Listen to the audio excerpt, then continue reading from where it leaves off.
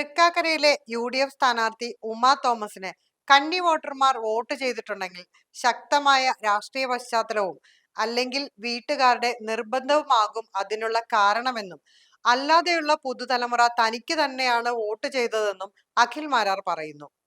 Thrikkakara UDF കോട്ടയാണ്. കോട്ടയിൽ ഭരണവിരുദ്ധ വികാരത്തിന്റെ പേരിൽ വോട്ട് ശതമാനം വർദ്ധിക്കേണ്ട സാഹചര്യമില്ല.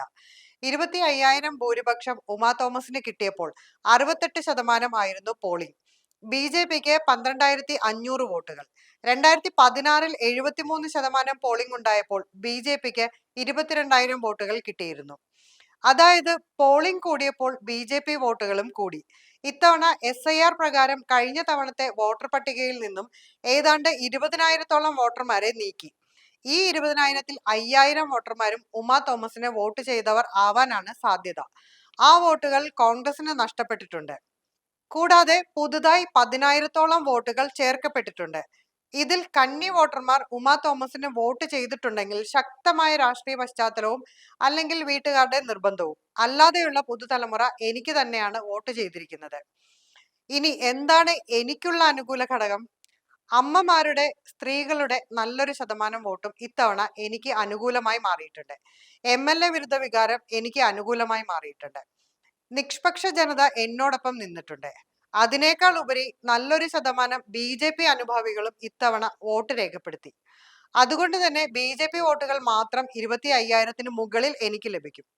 2020-യുടെ വോട്ടുകൾ കൃത്യമായി ലഭിച്ചാൽ ഇത്തവണ തൃക്കാക്കരയിൽ ചരിത്രം സൃഷ്ടിക്കപ്പെടും. 10% പോളിംഗ് വർധനവ് മാത്രമല്ല, വോട്ടിന്റെ വർധനവും ഉണ്ടായ മണ്ഡലമാണ് തൃക്കാക്കര.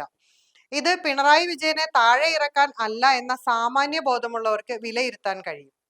ഇവിടെ പിണറായി വിരുദ്ധ വോട്ടുകൾ, MLA വിരുദ്ധ വോട്ടുകൾ, നിഷ്പക്ഷ സമൂഹം, മാറ്റം കൊതിക്കുന്ന രാഷ്ട്രീയ അനുഭാവികൾ, യുവതീ യുവാക്കൾ ഇവരൊക്കെ NDAയുടെ ഒപ്പം നിന്നതിന്റെ ഫലമായിരിക്കും മെയ് 4. ഇനി റിസൾട്ട് മറ്റൊന്നായാൽ അതിനുള്ള കാരണം എല്ലാവരും പറയുന്നത് പോലെ സംഘടിതമായി ഒരു മുന്നണിക്ക് വോട്ട് നൽകാൻ മുസ്ലിം സമൂഹം തീരുമാനിച്ചാൽ അതിന്റെ ആനുകൂല്യം കോൺഗ്രസിന് ലഭിച്ചാൽ ഉമാ തോമസ് രക്ഷപ്പെട്ടേക്കും. കമ്മ്യൂണിസ്റ്റ് പാർട്ടി തങ്ങളുടെ ഭാഗം നന്നായി ചെയ്തിട്ടുണ്ടെങ്കിൽ ഉമാ തോമസ് മൂന്നാമത് പോയാലും അത്ഭുതപ്പെടാനില്ല. വോട്ട് നൽകിയ എല്ലാവർക്കും 1000 നന്ദി.